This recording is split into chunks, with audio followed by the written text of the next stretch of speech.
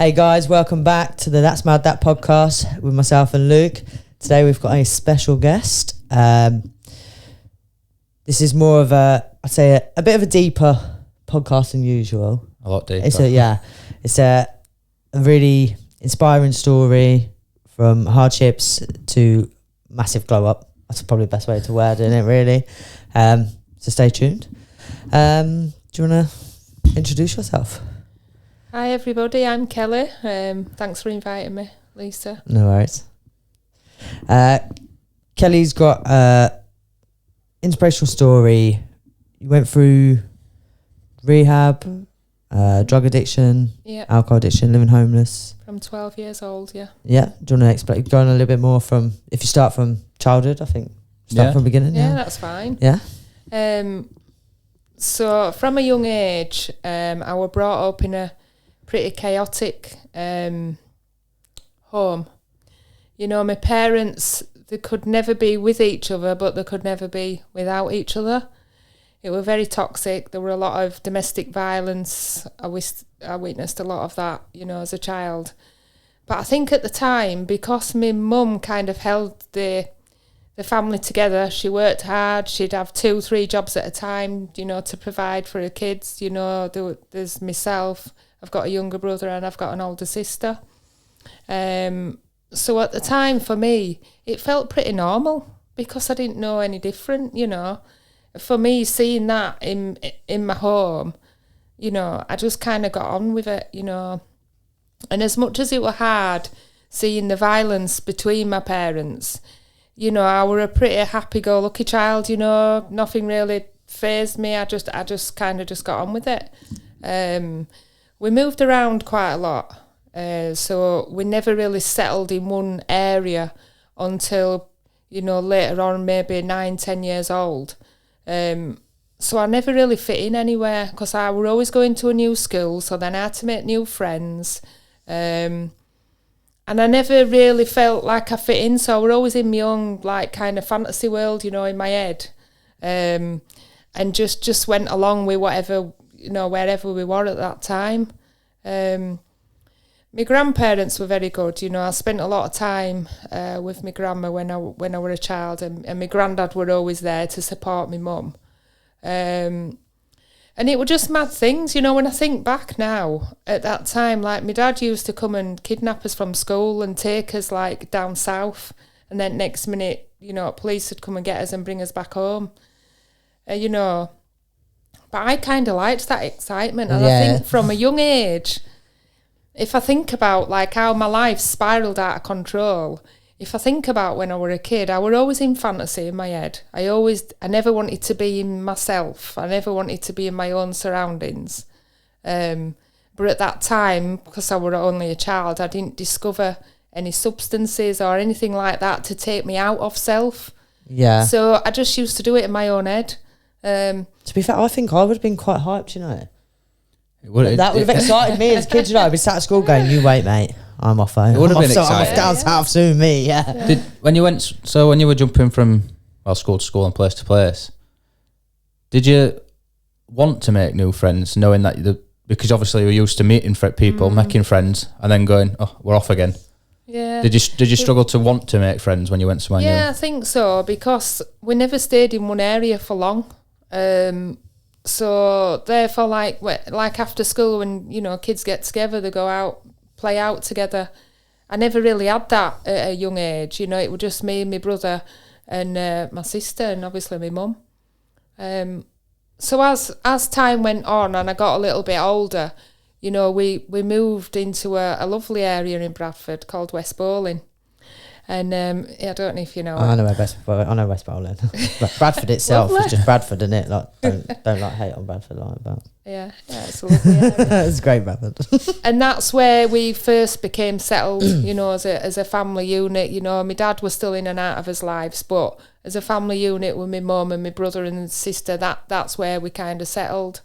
But again, for some reason, you know, West Bowling being such a lovely area, you know, I remember going to a school there and I got bullied for the first time, you know, and at that time I remember wanting to kind of try and deal with the situation myself and not kind of feel stupid or, you know, not part of the crowd, so to speak. Do you think it was because you didn't did you know when you moved to West Bowling, that's it, we're not moving anywhere?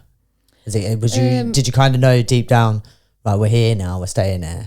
SMMR is a social media and business marketing, helping your company stand out from the rest, supplying you with digital media content to stand out from all your competitors.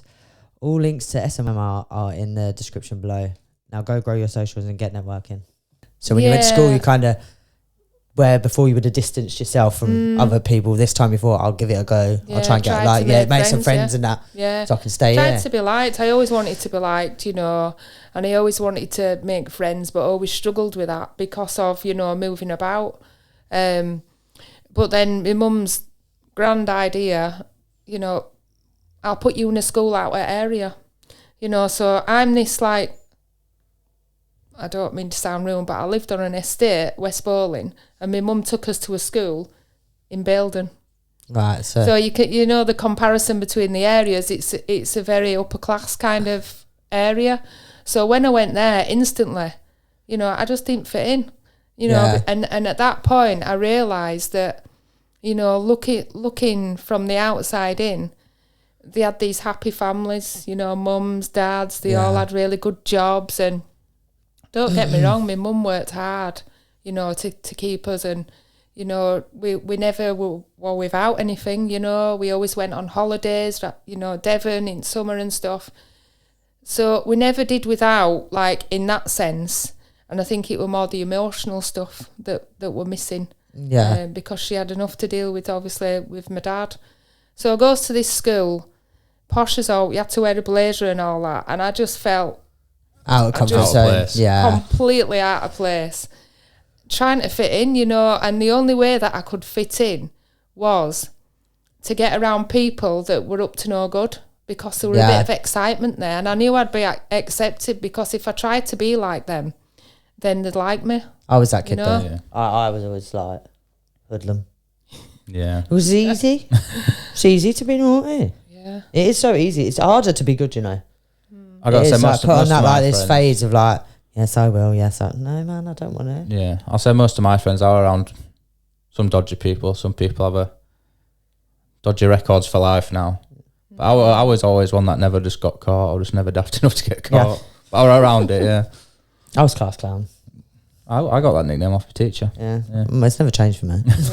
Still the same. But I think I would have struggled going to like a, what would you class it, grammar school? Yeah, it's Yeah. a grammar school. Yeah, like grammar compared to You struggle with secondary. grammar anyway, don't Yeah, Yeah, instead of yeah. secondary to grammar, I wouldn't have been able to go to grammar. Like I wouldn't have fitted in. It would have been a nightmare. So we're always doing things that I, you know, I wasn't meant to do. Skiving off school, you know, and just like the buzz of being in trouble. You know, and fast forward a little bit, when I got to 12, that were like the pivotal point for me, you know, as a child, because my dad took his own life, you know. And when that happened, I remember thinking, I didn't want no help from anyone. You know, they offered me counselling and all that stuff, but I didn't want it, because I thought, how's that going to fix how I feel right now? I felt abandoned, you know, I felt lost, and I just felt, well, how could he do something like that? You know, but now I'm older and I look back, because he had a mental illness, you know, he had, obviously the relationship with my mum were toxic, but he also had his own mental illness and his own demons. It could have also been the mental health that's causing the issues between your mum and him as well, which I suppose at your age you wouldn't have No, looked at it like that. I guess I it's don't different I times as blamed well. my but- mum. It were all my mum's Yeah. fault, Yeah. because, you know, I were very close to my dad. Even though I lived with my mum most of the time, my dad were my kind of idol. So for me, it were all my mum's fault. You know, and at that point, it were like, well, that's it. Screw you, world. You know, I'm not playing anymore. And that was the pivotal point. You know, and quite quickly, you know, before I knew it, you know, I were expelled from school. They didn't want me back in that school. I were too troubled. You know, they couldn't deal with me. They just didn't know what Yeah, to they don't know do, what to do. because, you know, they just didn't know how to deal with stuff then. You know, they want really the support then, like the services that are around now. So the best way that they could deal with, like, a troubled kid well, just get rid of it, Yeah. you know, and it out of sight, out of mind. They don't want it on there. They don't want it on there, like, On record. yeah, at school. on record of that school either. Yeah, yeah. Don't want to be that's like it. bad listed as the bad school and stuff. Like the school I went to would have been classed as the bad school. And they probably hated it. They probably tried so hard to make it a good school. And then we're just like, nah. Yeah. I mean, So- I tried hard, you know. I did up until that point. I did well in the sense of, you know, I was good at English and maths and all that stuff, but I was good at covering up as well. I was good at masking stuff and good at cheating. That's probably the truth of it, you know. So then at that point, even my mum couldn't handle me anymore, and it got to the point where, you know, she put me into foster care. You know, and again, them feelings came back, feeling abandoned, feeling lost. Who do I turn to now? You know, and as much as I wanted to be at home, when I went in that like temporary foster care, I used to run away from them all the time. These lovely people, you know, take you in, they'd feed you, they'd clothe you, they'd give you money every day. You know, there you are, go off to school. Obviously, I didn't go to school. But I just completely took advantage of the kind nature, you know, and I'd be running off, and they're worried to death like they'd lost this kid. I think it's hilarious, you know, just doing what I wanted. I guess it's just a big shock. If you go to a house completely the opposite away from, maybe not the right word, but almost frightened, like, what has changed, what's this? So you just rebel and I worked in a kid's home, and Yeah. all they did was fucking run away. yeah. That's all they did. And they didn't run far. And they'd come back at night. It was just, they just wanted that. Buzz. I don't even think it was a buzz. I think it was just part of their routine. They did it at home. What they used to. Yeah, so they did it at home. And like at our one, they still saw their parents like every weekend. Yeah. So they weren't really that cut off point for them either. It's like, my mum loves me enough to come see me, but she don't want me either. Like, I don't understand. Where do you Yeah, I don't Confusion. think I could see where there was like, oh, what should I do with my life? And it was like trying to explain to them as well, like, so don't, like, you're giving up on your own self. Like, use this opportunity, use this, because they got loads of money from us. They got whatever clothes. They probably got better clothes than they would have had living at home. Do you know what I mean? Like, there's more fashionable get because they could everything, afford yeah. it. Do you know what I mean? So they got everything thrown at my holidays and stuff like that. So you say to them, use this time to excel. Like, you want to, I get you don't want to go to bed at 8 o'clock, but you're never going to have this routine again if you move out. Yeah. You're going to go back to sitting up till 2 a.m. and not doing anything with yourself. Like, use it, get fully rested, think what you want to do with life and stuff. But they don't think like that. No. They're See, my 12, mum- they're 12, 13, 14, 15. Yeah. They're just like, fuck off, I'm out. I'm Do going what I out. want. Me, I'm going to go get stoned. I'm going to have a drink. I'm going to go do whatever.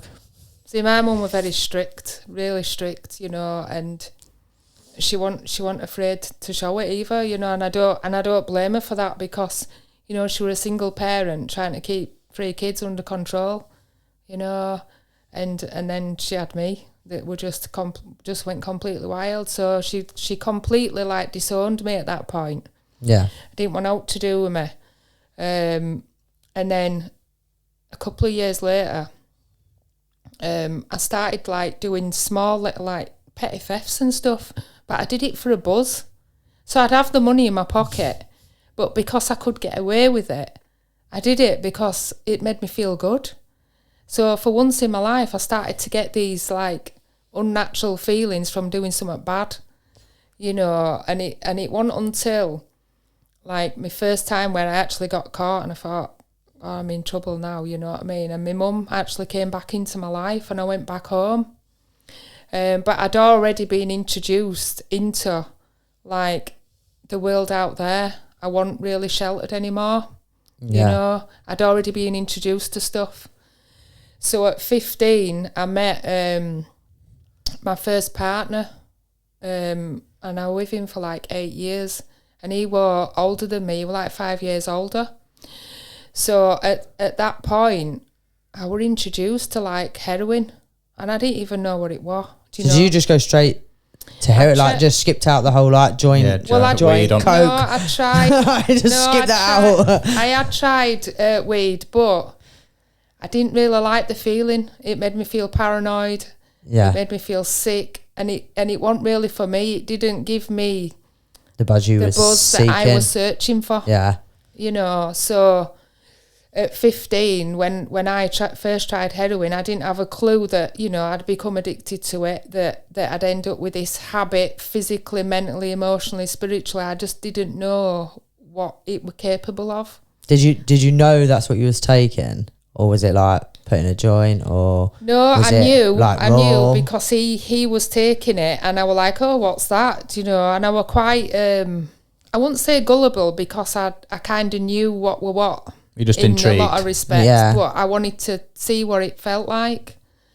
So I remember the first time having it, and I just threw up everywhere. Like, well, that were embarrassing, wasn't it? You know, I just got with this new fella. I didn't care that, you know, he were like, because he were a bit of a bad boy, I thought I were attracted to that. Yeah. Because for once I got some attention, you know, that probably I were craving for. And after the first time, for me, I didn't put it down again, you know, for a long time. Some people, it's gradual, you know, They say though a with bit there. heroin, it's like one of the quickest.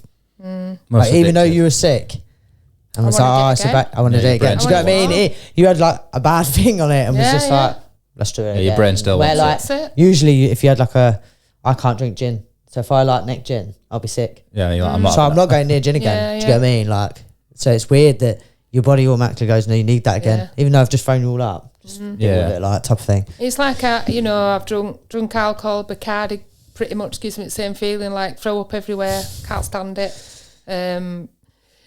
Didn't really do much of the like clubbing scene, you know. When I first started rebelling at 12, like, and I were meant to be at school, I'd hang around in Belden Village, you know, and I'd drink with a few of them, or, you know, have a joint, but it wasn't really me. I still didn't fit in. Yeah. And it wasn't until I took heroin that for the first time in my life I felt like I fit in.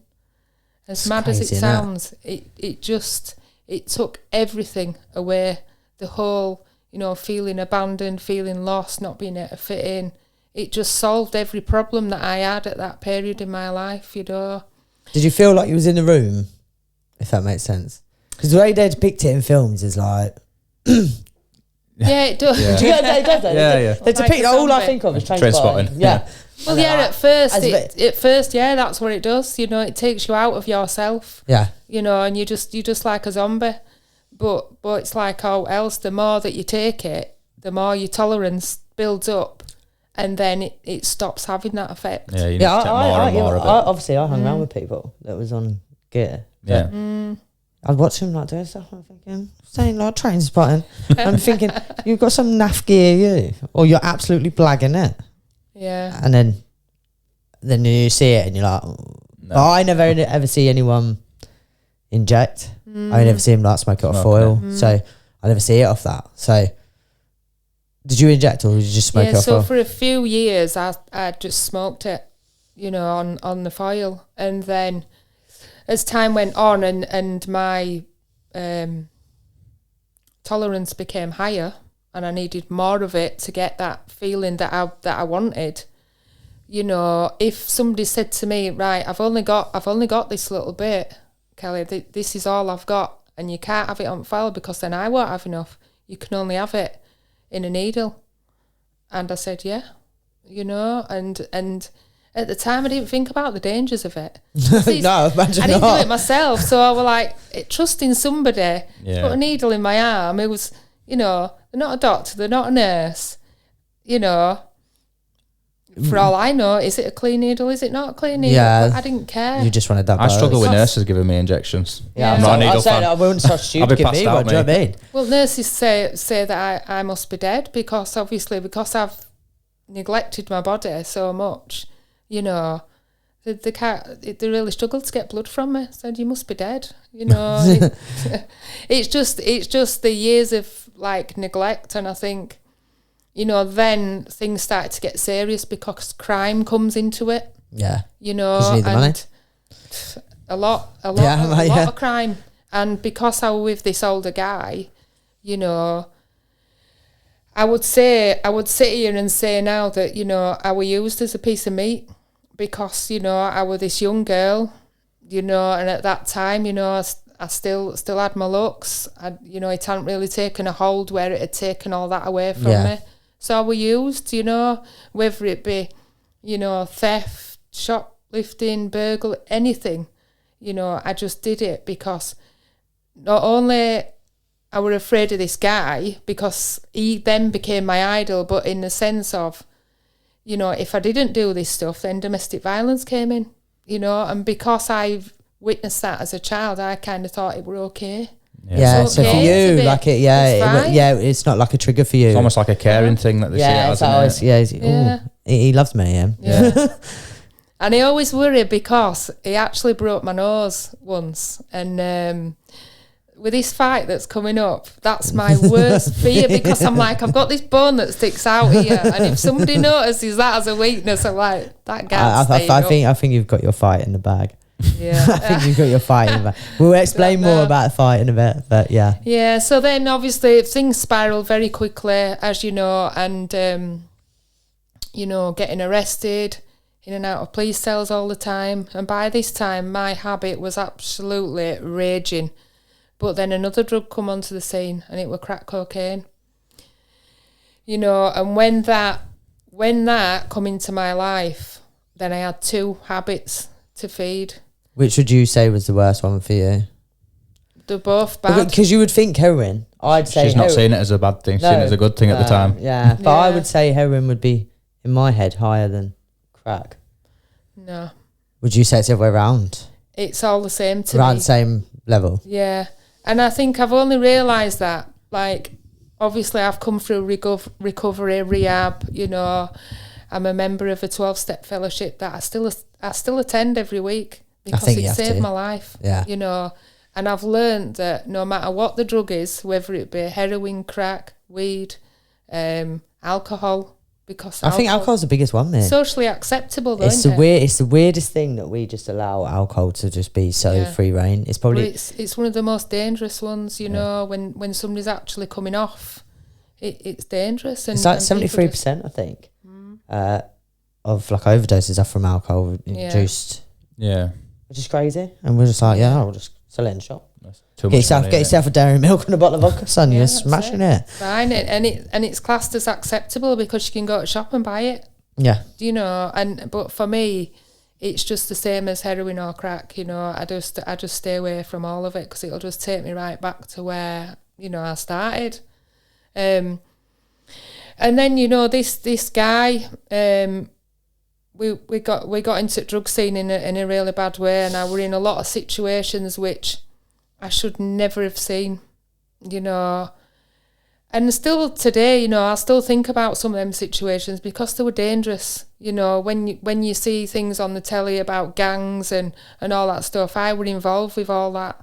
And for me, thinking about me as Kelly now being involved in that stuff, it's like Two I'd worlds absolutely apart. run Yeah. a mile. You know, I'd absolutely crap myself, honestly. Sorry, that's the only way I could put It's the it. best, right? I just, It's like two worlds apart, though, isn't it? It's it like, is. I mean, I've been through prison system, and I share about that stuff because I think, you know, if there's somebody out there listening, or, you know, if I can carry a message to somebody that your life can change, I've been there and done all that, you know, and it wasn't pleasant because I'd seen bad girls on telly. And I thought, I remember going on prison bus to Newhall. What did you actually end up? Have you only been in once? I've been in 3 times. Same offences. So in the beginning, it was just like shoplifting, petty thefts like that. And then my last sentence, I got 2.5 years, that were for drugs. Right. And even though, like, because I didn't even fit in prison, because I'd have people saying to me all the time, do you know, you don't really belong here, you. What are you actually doing in prison? So in my head, I'm thinking, wait a minute, I've just done this, and this, and you're telling me I wouldn't don't be belong walking here? around like Conor McGregor. Me, fit in nowhere. I fit in here just fine, thank you very much. Yeah, but obviously, like, when you go to a place like that, you've got to act as if. And I think when you're out there in that drug world, you've got to have this facade. You've got to act as if that you're this person you're not, you know, Yeah. so you don't get taken advantage of. So I did my time in there. Each time I were in there, it were like, all right, I'll get out and that's it. My life's going to be amazing. I'm never going to do that again.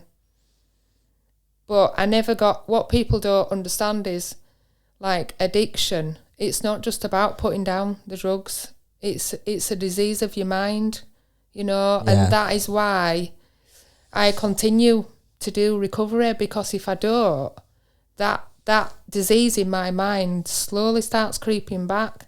And it can be little things like, even like having a shopping addiction. So I might not go out, you know, and be on a crack pipe straight away, but I'll start spending loads of money online that I haven't got. Do you know what I mean? And I think if you've got an addictive personality, you've always got an addictive personality. Yeah. So my brother-in-law had an addictive personality. He passed away. He committed suicide. But if he wasn't drinking, he was smoking. If he wasn't smoking, he was drinking. If he didn't have both of them, it was scratch cards. Yeah. He always had something that he had to like grasp onto. Okay, come home one day with a boat. You can do a boat. Do you get what I mean? No, it's just like, because he had it, and then it was spending money on fixing the boat. Yeah. So it's like, yeah. And then when he didn't have the money for the boat, he had enough to buy scratch cards. If he didn't have the money, I'll get a beer now. Oh, thanks. So he'd do like up and down. He'd go in, stop drinking for 6 months, and you could just tell that he'd been drinking again. Yeah. Like crap at stashing them, like see empty cans everywhere. It's just like, just say you're drinking again. Well, I remember stashing my cigs when I were a kid, when I lived at my mum's, you know, and I started smoking. I used to stash them under the water, take drawers out, and I thought I was right clever stashing it under the wardrobe. Shared a bedroom with my sister, you know, and she was like straight as a die then. And she used to grass on me, and I'm like, hey, how did she find them cigs? Like, well, yeah, you've probably put them there in front of her, you know, not in there. Like, you know, she's got my back. Well done, Miss Criminal. You know? So that went on for quite a while, and my last sentence, I was 25, so I'm 42 now. So my last sentence was then, and I thought to myself, you know, I need to do something about this. I need to change my life, you know. And I remember going to this like day centre, and at first I were only going because they were giving free haircuts and you got free food. You know, it worked though, didn't it? And I'd just go and just pig out on all this food because, you know, addiction took me to a place where I was that person that you saw on the street corner begging for money. I was that person who you'd see, you know, scooting in a bin for tab ends and food and stuff, you know. It took me to that point. So I'm taking it your mum had nothing to do with you when this was going on like that. I don't want nothing to do with you now. No. When I got to 21 and I was up in court and I ended up going to prison, at that point she was like, that is it, I've had enough. And I blamed her for many years, but, you know, she tells me now it's because she were afraid of that phone call. She were afraid of that call to say either that I were locked up again or that something fatal had happened, you know, and I can totally understand that because I've got kids myself now. And I can relate to that, you know. Was that, sorry, it intrigues me. Ask away. Obviously, I don't know any women who went to prison. I know a lot of men, obviously, but obviously in men's prisons, there's still drugs in the prison. Yeah. Did you go clean while you was in prison? Or was it a hard task because it was there? Well, I'm telling you now, there's still drugs in women's prisons. Yeah, but it's whether... No, because I know some people... But if she didn't fit in, you wouldn't have the crowd being able to get it and stuff like that. So... I would say, like, yeah, it's available, you know, and you take whatever. So, for instance, you go to meds counter... You've done your detox, and then they'll start throwing like antidepressants at you. Oh, yeah. Methadone, they get you off that quick. Do they? Start throwing tablets at you. I'm feeling depressed. You get these tablets, and obviously, that then becomes a bargaining chip, because with that tablet, it could be a paracetamol. You could tell somebody it's a sleeping tablet, you know, and you've got diazepam for a week. You know, they've got some back if you, and that's how it kind of works. And you know, I remember trying to snort bloody sleeping tablets, thinking I were going to get a buzz, and to be honest, I just felt like I were on amphetamine. It were mental, and I couldn't get out, so we're in this cell. Do you know, just buzzing out of my head. And so worst feeling in prison that's got to be. You're like absolutely like, let's go have some. You're in shut door. It's lock up. Goodbye. Yeah, but then there were some. So that's like the facade you put on in prison, but then there were some really low times, and I remember like one particular sentence where I got that low and I just wanted to end it. You know, I'd gone through like the self-harming stuff, but you know, there's a lot of people say that, you know, when you self-harm, it's for attention, but for me as a self-harmer at that time, the pain actually gave me pleasure. Yeah, as but daft as it sounds, yeah, so it's you like know, so it's not for attention.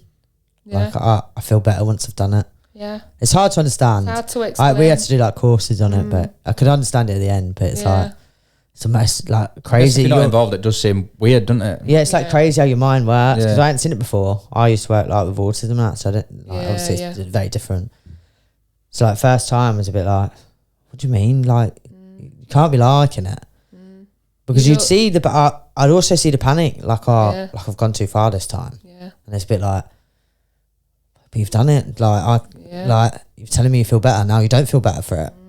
So for me, it was a bit strange. But once you like read into it more and understand it a bit more, then it's different. I think for me, it was more like the pain of it. It Yeah. kind of made me feel better in some weird kind of way. I know some people say it makes them feel alive. Because Yeah, they feel that pain because Yeah, they're all it's just- because they're so yeah. numb from everything they have. yeah. I mean, like a lot of people say that, you know, addiction comes from having a bad childhood.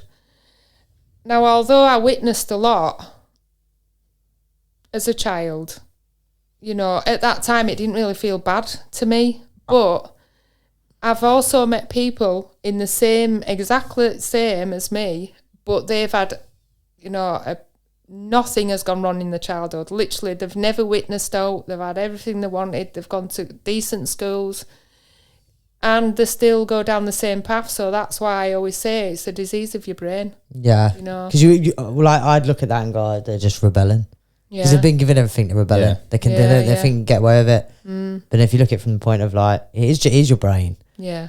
Your It is. brain is so immense that Just not wired up right. it's just, no, because it's just like I've Sometimes got it's inherited bipolar, though, so innit? Yeah. for me, like I can go like 9-10 months feeling cushy, but when I'm high, I don't think I'm high. Yeah, I think I'm invincible. Yeah. Honestly, I reckon I could jump on a car and stop it. Do you know what I mean? Like that's how my mind goes. So it's not even the depression side for Yeah. me that they're worried about. It's the fact that I think I can do anything. yeah, But then all you see on social media is you can do anything you want. So like if I'm in that state of bipolar mind, I'm like, even the internet's telling me I can do what I want. yeah, yeah. So it's mad how your brain works. And then I can come out of it like 2 months later and be like, sounds cushy, yeah. chill out." Yeah, all right again. Yeah, it's Yeah, weird. yeah. Your brain is mad. And then like if you had drugs to it, It just your feels brain must have been like all over the place. Yeah. Like, It is. And I think, like, for me, out of, you know, throughout the whole time that I was using heroin and crack, my mum disowned me, but the only person who used to come looking for me was my little brother, you know. And when I think about him now, we've always been very close, and he used to come looking for me to make sure we're all right. But again, I was good at manipulating people, so I'd manipulate him for, I knew when it was his payday, yeah. you know, for his money, you know, and you know, I love him to bits now. It's the other way around. He comes to me for stuff, and I'm like, well, just go away, just leave me alone now. You know, I got no money, man. I owe you nothing. that's That it. wasn't me. That's a different me, you know. Yeah. And he quite often says, you know, I've done a few like events where I've spoken out in front of people, and I see him sat there with a tear in his eye, and that for me is the best feeling ever. You know, to see him sat there just to be proud of me, you know, Yeah. for once. Yeah. Somebody's at, well, more than someone, but, you know, for him to be proud. So, you know, it went on for a long time. You know, this partner that I was with ended up getting a long prison sentence. He got 5 years, you know, so he was going to be in there for at least 3 years, 9 months at least, because he wasn't getting out early. There's just no way that was going to No. happen. So, you know, I had to then look after myself. You know, and I'd already learnt some skills on how to survive out there, so I just continued, but it spiraled because I didn't have anyone to answer to. I didn't have anyone taking the drugs from me. You Yeah. know, so my habit just went sky high. You know, and I just jumped into one relationship, into the next one, but it wasn't because I had any feeling for them people. What it was, I wanted something that they had, so it were money or stuff that I could sell, you know, Yeah. and that's what I did. What can you remember your most expensive day? Probably not where I did that right, but I know what you mean. yeah, like the amount you've spent, most you've spent I in could one probably day. easily spend £1,000 in a day. Well, Easily. Where's that come day from? Like, where you get? Easily. So obviously committing crime, you know, and then at that time you could get money off at like social really easy. So you could get grants for like furniture and new beds and this and that. So obviously I'm onto that.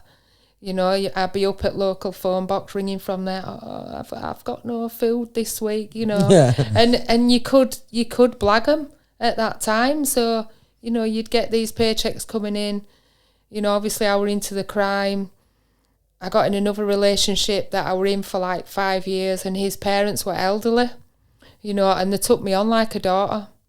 So if I told them I were poorly or whatever, you know, rattling or I need this with no shopping, they just hand out the money left, right and And centre. then you just go off. You know, and when I think about that now, it hurts, because if I look at other people doing that now, I'm like, what are you doing? Yeah. You know what I mean? Get a grip. But when you're actually in that, You're not seeing that you're doing wrong no, in a sense. no. No. As long as I'm happy, that's what it were about. Because Yeah. it's a selfish illness, you If know. you get that bag at the end, like at the end of Yeah. it. So if I can just get through this like conversation for 10 minutes, I know Yeah. I'm off somewhere to go get stuff. Yeah. You know, I had debts run up all over with all the local drug dealers, you know, because I'd cried partail, I were good at manipulating, it were a skill that I were good at. And I survived on the streets with that skill, you know, so I'd run up all these debts, then I'd have to move out of that area because then they'd want the money back, you know. And that went on for many years, and there were one drug worker that had some faith in me. You know, I remember going to this daycare, eating all free food and stuff, trying to engage with them, but I wasn't ready. I just was not ready, you know. I met my husband there, but he'd already got a few years clean. And I was still wanting to be out there doing whatever. And I remember him saying to me, it used to kill him, the fact that he couldn't save me. There's nothing he could do, you know. We never got together at that point. He wanted to, tried a lot. But but he was too straight for me, you know. I was still wanting the wildlife, you know, so I wanted to continue with that. And I went to this Christian detox, and I went there thinking, oh, it's going to be great. There'll be right nice people, you know, I'm going to get fed and all this. My life's going to change. So they took me to Nottingham, miles away. I've told this fella's parents that I were going to college, that I were going to study, not that I were going to come off of heroin and crack and God knows what else I were taking. Gets there, and I lasted one night. I got there, they says, right, you can't drink coffee, you can't smoke, you certainly can't take your drugs, and you can't drink alcohol. I'm like, well, what am I going to do? You've got to get up at 4 o'clock every morning and study Bible. Right, okay, let me out. Even if I weren't on drugs, I still wouldn't stay there. No, You've not sold it to me, if I'm quite honest. I'm like, no, I'm off, man. I'm not getting up at 4. I mean, a lot of people went through that program and it worked for them, but I was not that type of person it would work for. So I said, if you don't let me out, I'm getting out your windows. Simple as that. Yeah. That's where I'm going. So then I rung this poor guy's dad, old guy, and I'm like, they've cancelled college course, and I was absolutely rattling my back off. I was withdrawing so badly, and he came all the way to Nottingham, like 3-hour journey or whatever it is, to pick me up, to take me back home. Before we even got back home, I've already blagged the money out of him. As soon as I've got back home, I were back on that cycle, and that went on for a long time. And then when I was 30, I went in, I got funding to go into a detox. And to be honest, I think I were broken at that point. You know, I were 8 stone wet through, nowhere to go. Couldn't go in my own town, couldn't go in any shops. Nobody wanted to know me. I were just not a member of society anymore. You know, I were just lost completely. And I think if I wasn't If I didn't get that funding at that time, I don't think I'd be sat here today. I think that would have been game over for me. But still, on the morning before I went in this detox, I took as much as I could. I thought, right, this is going to be my last time now. That's it. It's me dieting now. If I start dieting, watch me eat 5 Big Macs and 2 double cheeseburgers. Some sausage rolls. And some sausage rolls. Yeah. So that's what I did. I went there. And that were on 9th of December 2010. And I remember that day. And we pulled up at this private clinic. Again, I didn't fit in because the waiting room, there were all women in there that were going in for plastic surgery and stuff, you know. And this woman turns around to me and said, "Oh, you're all right, love. What are you here for?" I've come to do a drug detox. An absolute mess, you know what I mean? And I just saw a look on her face like, I'm here to get my lips done. Yeah. So there I was, gets shipped into this room, you know, and initially I were only supposed to stay a couple of weeks, but they extended it because I'd literally hit rock bottom. I remember it were a cold winter then, and it were like -25, and I remember sitting outside because I couldn't sleep, climbing walls, like for days and days on end. It had been snowing, it were proper winter, and just sat there smoking a cig after a cig after a cig, thinking, how has my life come to this? You know, because I always believed that that's what my life was meant to be. I never realised that I could actually change, you know. So I did that, and I ended up staying in for that Christmas, and I got out just after Christmas on the 29th of December. They put me on these like tablets what blocks any feeling from opiate, like Subutex. Yeah. So I took it for one day, and then I thought, do you know what, if I need a net, a mask to stop me from taking drugs, then I'm not ready. I'm not ready, and that's my opinion. Then you're going to think, if I've not took my tablet, oh, this is why I want it then. Type of thing. You're just replacing something with something else. Yeah. It's not fixing the problem. It's like smoking to vaping, isn't it? Like, it's not fixing it. It's just masking it. People probably vape more now than they smoke. So then what I did is when I got out of there, I'd already got some awareness of like Narcotics Anonymous and Alcoholics Anonymous. You know, everybody knows about these groups. So New Year's Eve, I was sat in a meeting, and there were just 3 of us in the room. And I'm sat there thinking, how's this going to work for me? You know, these people are addicts like me, but how is it going to help me? You know, and when I look now, the reason why it helps me, and it still continues to help me today, and I help others, is because they get me. They understand how my mind works. So if I share something that's completely out there, they're not going to think, oh, it's just section her, you know, she's not quite Yeah, right. they like, know it. Oh, yeah, right. I did that, yeah. I remember that. Really? I get what you mean, though, because I'm guessing, like you're saying, being there, in your first thought was, I'm trying to get away from people like this, so how's this going to help? Yeah, I'd be a bit like, but you're just going to know someone I know. And we can go off. We're both at the same person, wasn't it? Yeah. Do you find now, since you've been sober, have you had anyone that you owed money from? Yeah. Have you had like trouble from your past catch up with you now? I did in the beginning, yeah. So I went to like a daycare program, so I had to go every single day, and it's to get structure and routine back in your life.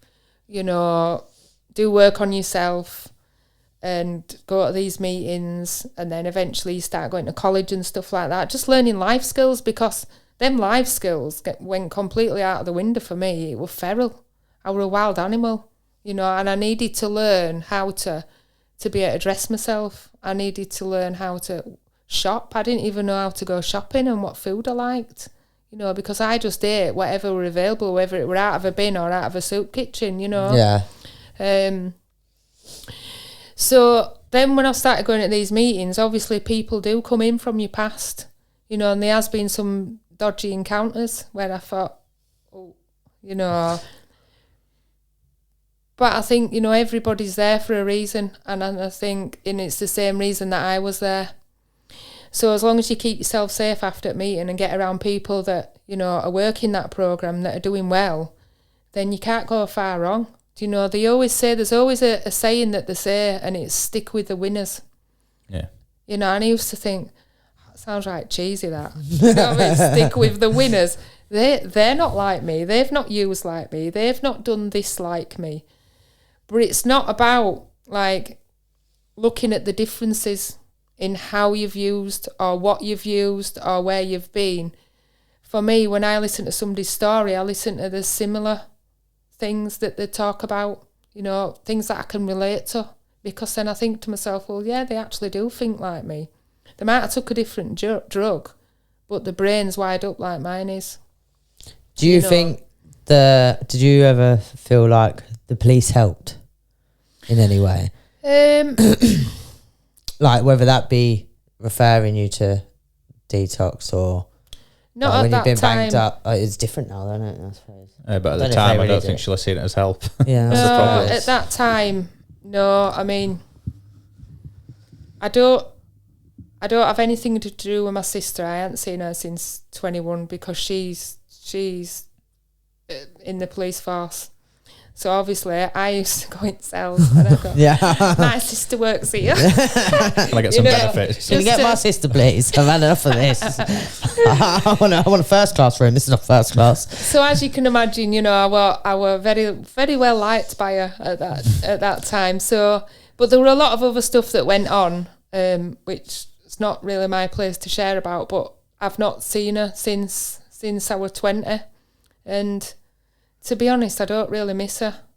It sounds harsh, that, but there's a lot of other stuff that went on why she can just stay where she is, to be honest. Yeah, like how you were. The police, I think now, there's a lot more services involved and they know where to signpost people. But years ago, they weren't really that. It were like, well, we'll put you on a curfew. We'll send you to probation, go to this appointment 3 times a week, you know, do a bit of therapy, we'll talk to you about your problems.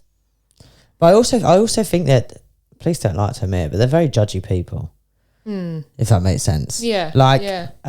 it's probably not going to be the best scenario, but it's the only one I can think of right now. But you know, like with prostitutes, Yeah. like don't go looking for them if they're missing. Well, if they are what they say you are, you know where they're going to be. Yeah, so at least just go there and say to the mum, she is where she is. Yeah, she's all right. She's safe. fine. Do you know what I mean? But it's like they don't even bother. No. And then when something like bloody Yorkshire Rip happens, well then they care. Then it's because it looks better for them that they've caught this guy. Yeah. And I think it's the same with like drug addicts. Oh, great shoplifter, they're on drugs.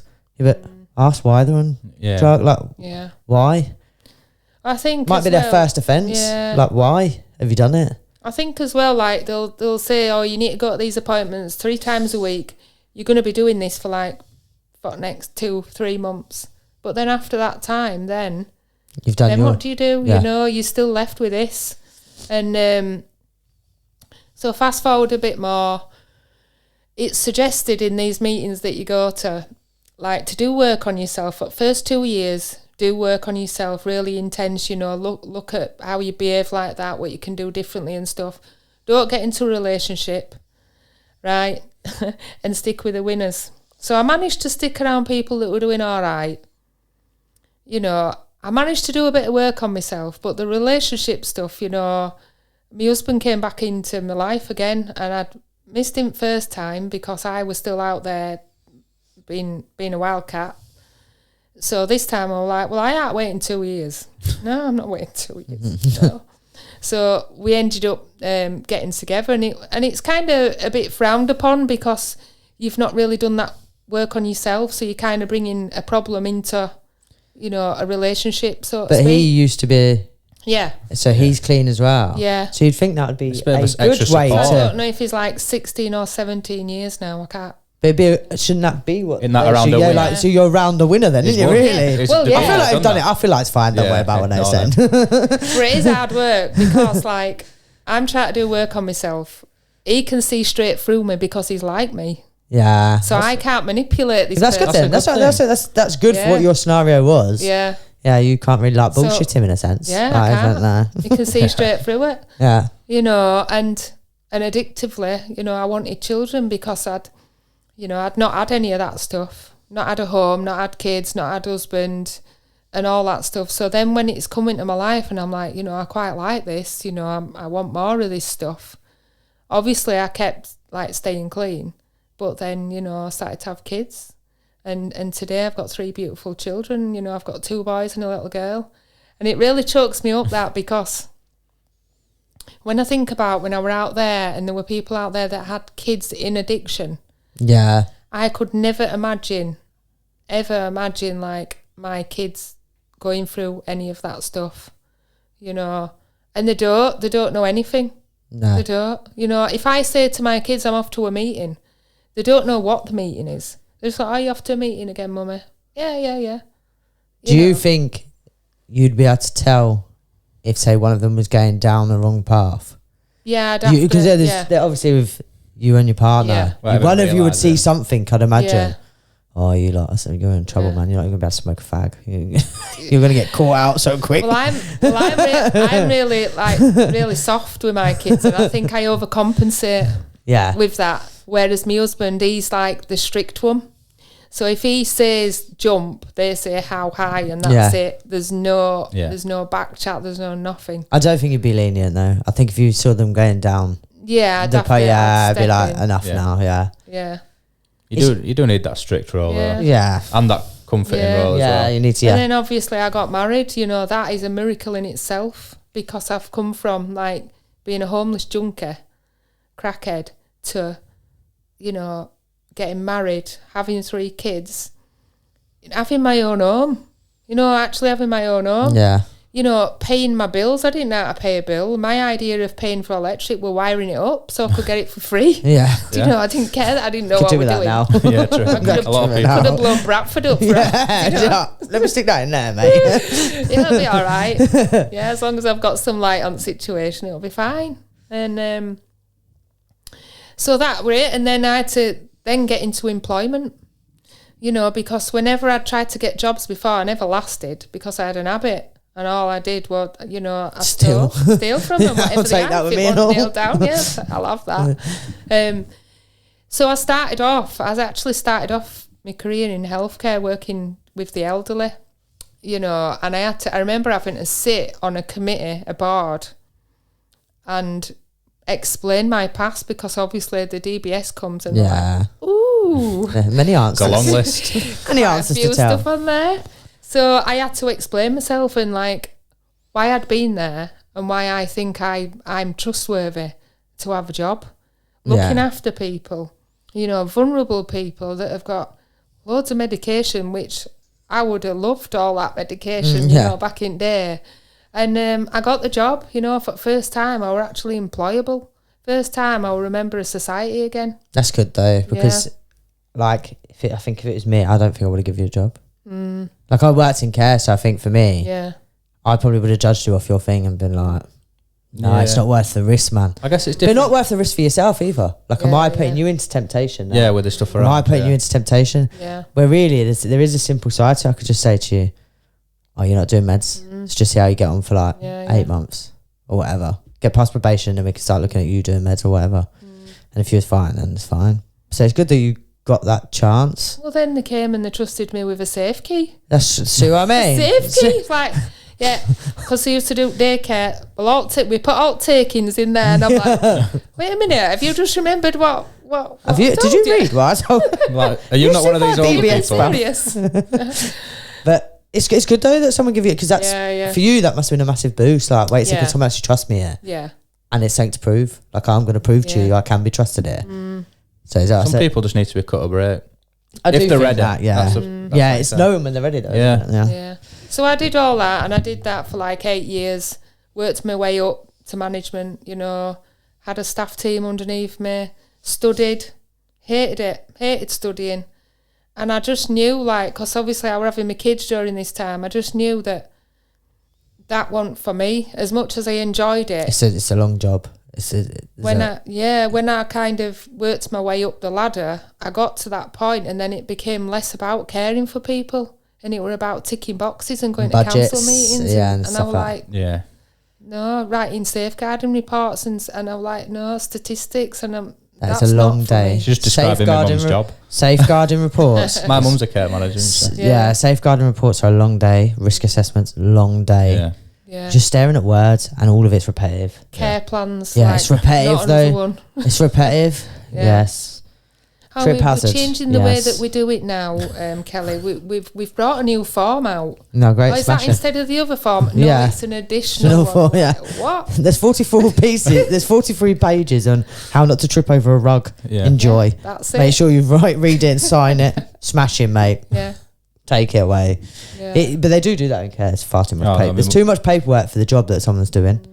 Like, Yeah. let me just do my job. Yeah. Like, if something goes wrong, warn me or whatever. But common sense would say I shouldn't stick my foot under a rug and throw myself across the room. Common sense Like, ain't common these days. I used to pinch myself because, I'd go see little old Enid do a care plan and, oh, isn't she a lovely girl? And in back of my mind, I'm thinking, do you Dude, I would have robbed you about 10 years ago. I felt like I didn't belong there.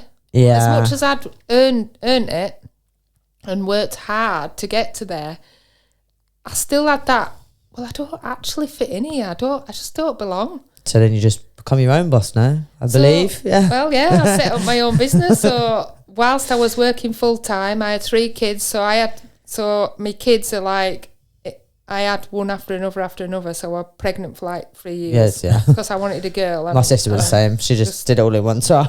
Yeah. So I had all these babies at home and trying to do like a care manager's job Yeah, it's, and setting up a business. So I did that. So I worked lots of hours, got a few staff in to take over a lot of the cleaning work that were coming in, just so I could continue with my paid job, because I thought, I can't leave that job yet.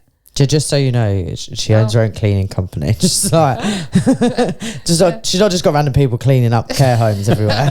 No, she runs her own cleaning company. Yeah. So I set up my cleaning company, and it started off just by, cleaning houses here, there and everywhere, and then slowly it started to build up. I got asked one weekend, can you help us out with these Airbnb apartments?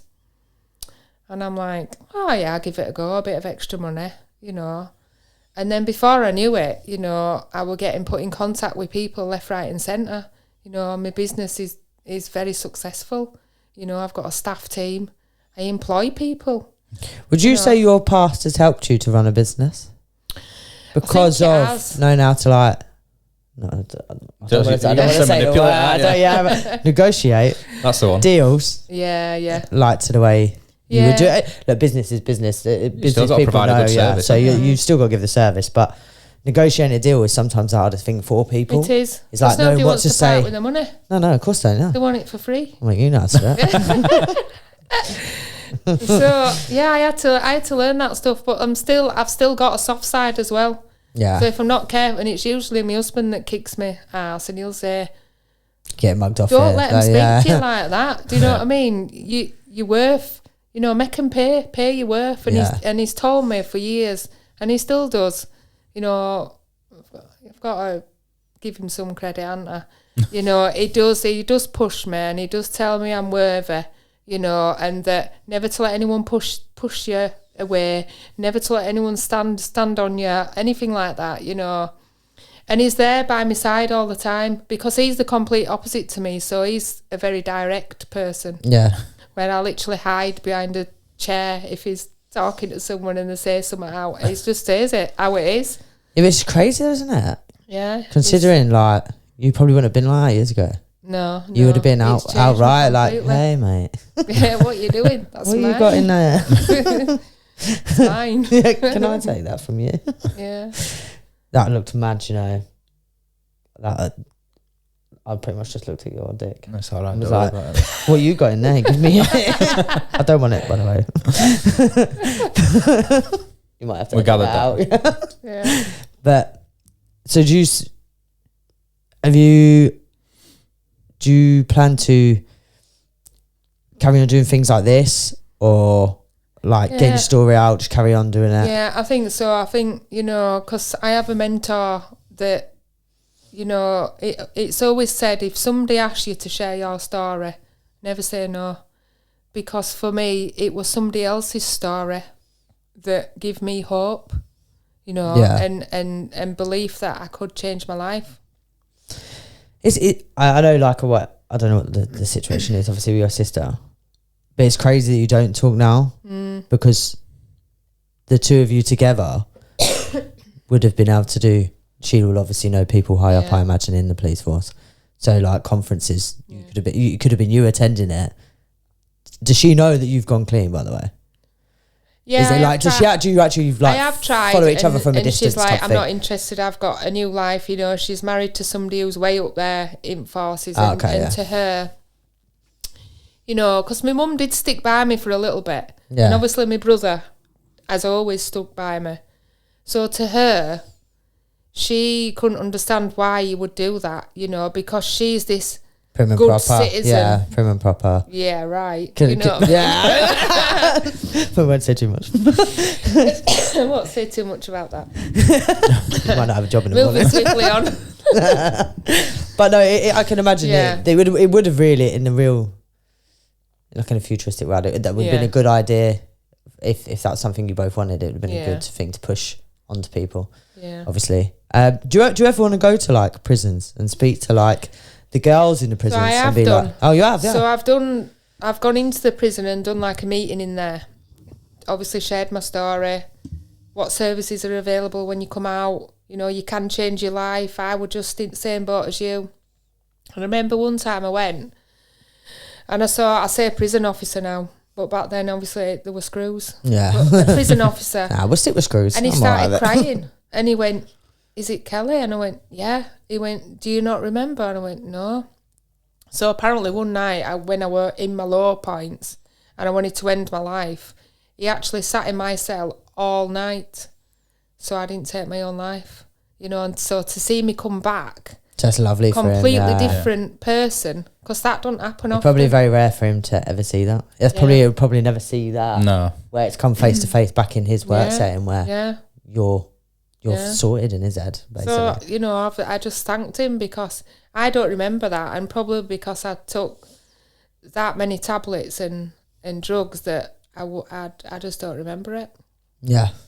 Just It's can't nice. recall it. It's nice for him though, because it shows that actually showing them prisoners support Yeah. can actually work. Yeah, so Having someone that come back. Pacific might not have helped at that second, Yeah. but you might not even realise it helped Yeah. in a sense. Yeah. Like you might not have realised that, oh God, I actually felt quite cared for that night. Yeah. Like now you do. Now he's probably told you about it, but that night you might not have. But somewhere in the back of your head you're going, no, actually, no, he did care about me, to be honest. Yeah. Yeah. Like I'm not going to throw anything at him today. Yeah. Do you get me?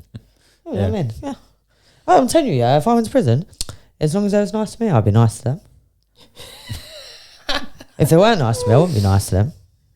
Type of thing. I think most of them are, but then obviously they've got a bunch of keys, haven't they? And at the end of the day, I've been they've I've got been your bullied as freedom. well as kids. I'm just Yeah. yeah. Yeah. They've got something stuck up their arse. Yeah, but you got to think half of prisons are also all there just trying to manipulate them. Oh, I know. To I'd do be things in for on them. it, me. And I don't understand. This is one thing I could never understand, why really pretty women police officers want to work in a man's prison. Of course I do. Right? And I'm then straight. other I'm way- telling you now. and then If I was other way straight, I'd be round. on it. And then other way around, and I'm thinking, Yeah. why would you want to do that? There's obviously another, like, more... Bad boys. Everyone loves a bad Yeah, boy. That's it. It's sad, let me tell you, there's probably about 80% of that prison that not good looking bad boys. Yeah. I'm not straight line, but I guarantee you, it'd be one every other cell that's probably half decent looking. Yeah, some of the women are pretty scary, to be honest. Yeah, I could imagine. Yeah, they've They reckon literally we're- been there all their life, more or less. They reckon some women's prisons are worse than men's. Like for It is. aggression and stuff. Yeah. I'd imagine. Because everyone probably like synchronizes. So like it's Yeah. nudes are hostile. Like Yeah. one time a It month. is, it is. Everyone's going to be hyped. Let Just me ask tell me you. to close my ears for that. Well, yeah, do you know? Being respectful, you know. So I did, yeah. I was trying. Yeah, so I've done that. I've gone back in, you know, shared my story, given hope, message of hope, and that's all I can do, you know, that you can change your life. You know, I sit here now, I've just celebrated 12 years clean, you know, and for me, that's an absolute miracle. I don't think you can ask for much more, though, could you? Yeah. Really? I mean, I have, you know, I've got a belief, you know, I believe in a God because I've got to believe in something greater than me because I'm not God. And every time I walk around thinking I know it all and that I'm, you know, Mr. Mighty, that I just fall. So I've got to have something, you know, greater than me, whether it be somebody doing well or. So what? Yeah, so something what? to focus So on. what? She's got something to focus on because now Kelly's doing boxing. Oh yes. She's doing a charity boxing match now. So then the next journey, Yeah, I know. Is it? Emma Taylor got a grip of me. What's going to be your fight name? Silent Storm. Is it? Yeah. Don't know where that. Like with Facebook, you know, when it No, asks you to see, choose this your is, name and song and that. this is me, right? So this would be me. My pure banter would be Lisa the Crackjack. I'd just be like, I'd bust out old school me. I'd go for me. Yeah. I'd want to bring the banter side of it. You need to do it again. No, I'm not doing it. Not doing it again. You're excited for it though? I'm It is excited, and for me, I think like I watched Emma's journey, Tailor Made Fitness. Yeah. You know, I can't recommend her enough. She's not only like You go to somebody fitness who sections I- as well, yeah. don't you, with Emma? somebody that I, you know, look up to, but Emma as a person, you know, she's so caring, she's so humble, and she's just taken my life to another level. I came to Emma, you know, almost a size 18. I was massive. My ass was like a bus. I couldn't breathe. I couldn't even do a sit-up. And there's Emma, all bubbly. Yeah, come on, love, come in, you know, like she does. And she said, right, I'm just going to assess you. Don't worry about it. Just don't forget to breathe. And I'm like, couldn't even run, couldn't do anything, you know. And I think it frightened me because I thought, I'm not going to be able to see my kids grow up. I'm not going to be able to play Yeah. football. I'm not going to be able to do all this stuff. I've gone from being 8 a stone skinny crackhead. to 18 stone. Yeah, like an extreme. Yeah. And I ate more than my husband, and my husband's like over 6 foot, and he's quite, you know, meaty. Yeah. And my portion size were bigger than his, and I'd be going in for seconds. I were huge. So I goes to Emma, and she was like, don't worry, don't worry, it'll be all right. And then I began to do her sessions. And at that point, I'm thinking, she's going to kill me. Take me back 20 Literally years. Everything I've been through. Yeah, everything I've been through, this woman's trying to ruin my life. Yeah. But I stuck with it. I started last May, Yeah. and I've lost 3 stone. And my life's just transformed. Mentally, I feel It better. helped me massively. Mentally. Physically, I feel amazing. Not quite where I need to be, but I'm getting there. And then obviously the white collar stuff came up. You might end up addicted to this though. I am going to say. Well, yeah, I have started exercising. Yeah. Yeah. Is it? Yeah. It's weird. It's like I'm not doing it again. I'm just saying. But it is a crazy buzz fight night. Like yourself going in, I just and it's can't. done in a second. Yeah, it's over and done with. Not, I weren't that great, but it was done in a second. Yeah. Like, anyway, it probably was. It's obviously a lot longer than what I thought, but I felt like it only gone on like a minute, and that was it. But it's just like it's a big crowd.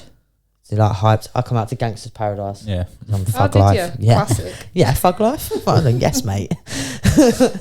But I loved it. I'm gonna do it again. I can't be bothered. if I I'm still honest. think you should. I know. I feel like it's gonna end up me doing this again. By the way. Yeah. Yeah, I probably We will. should. I probably What- will. Have you chosen a charity then for your? I have, so it's Yeah. Marie Curie, in memory of one of my friends, Angela. She passed away of breast cancer. She was only 50. And it was sad to go through that with her. And I just think the care that she got from the Marie Curie, the hospice she went in, was just out of this world. They get a lot of praise, No. though, Mercury, I think. Yeah. Like they're not. Because there's 2, isn't there? There's Mercury and what's it? Macmillan. Macmillan, that's Yeah. like well known. They're probably Yeah. like 2 most well known ones, Yeah. aren't they? I think. So I've chosen that charity. Obviously, I've been doing all the training and stuff. And I've been told I've got to find some aggression. And I'm like, I need to try and get this aggression that I had all these years ago and bring it to now. But I think because I've done so much work on myself and I've changed so much as a person, I don't know where I'm going to get it from. I would say, It might change after the first punch. but I would Well, also yeah. say I wasn't aggressive in sparring. Well, you've been told. I didn't. I did roly-polies on the mats, pretend I got knocked out by Muhammad Ali, and then just run around in circles to wind everyone up. Yeah, As soon as someone punches you, trust me, aggression's going to come. yeah. Or it better come. It can't come for me. I got hit twice, I think, the whole night, and that was the last time I got hit. Yeah. It'll come. I think it'll come. And you're clearly a fighter anyway. Yeah. So something will come out of you that night. Yeah. I think enjoy it though, because I think I didn't enjoy the beginning bit. The waiting around did my head Yeah. in.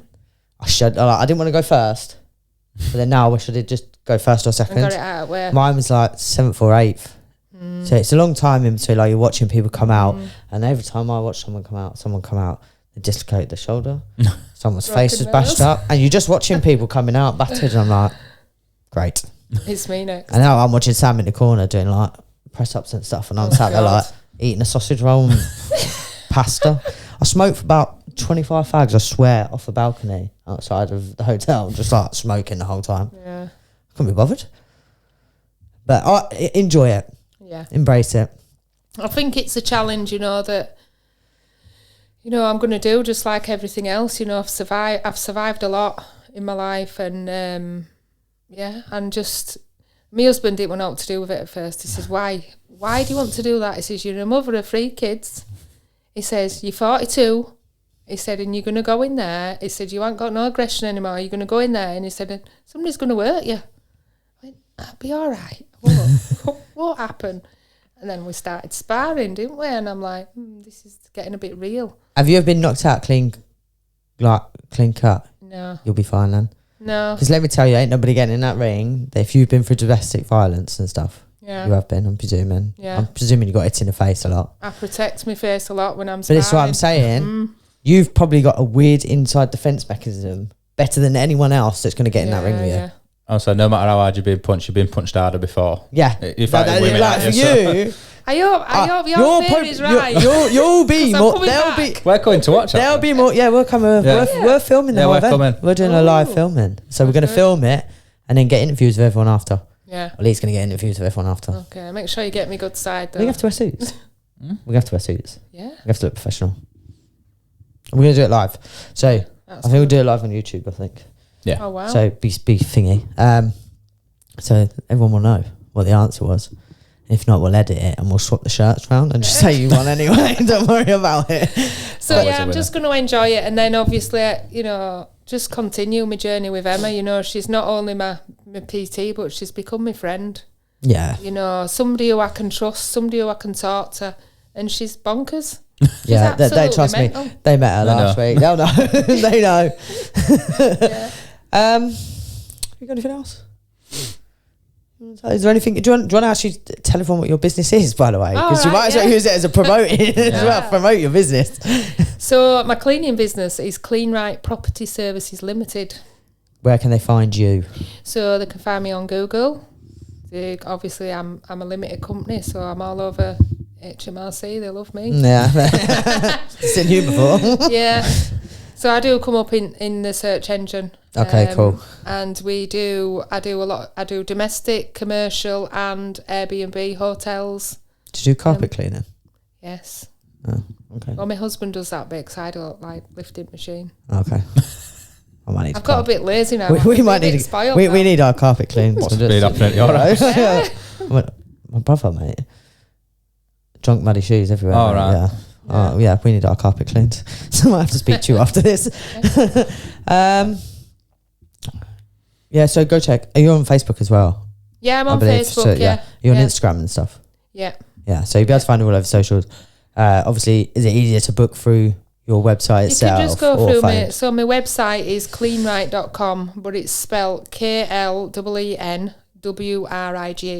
We'll tag it all. It'll Yeah. all be in description anyway. So if anyone wants to go check it out, have you got any other podcasts or videos out there anywhere? No. Okay, so we're the only one. First No, one. you're the first. Yeah. So if you want to find out Kelly's story, you can only watch it here. So Yeah. unlucky for Limited you. edition, you see.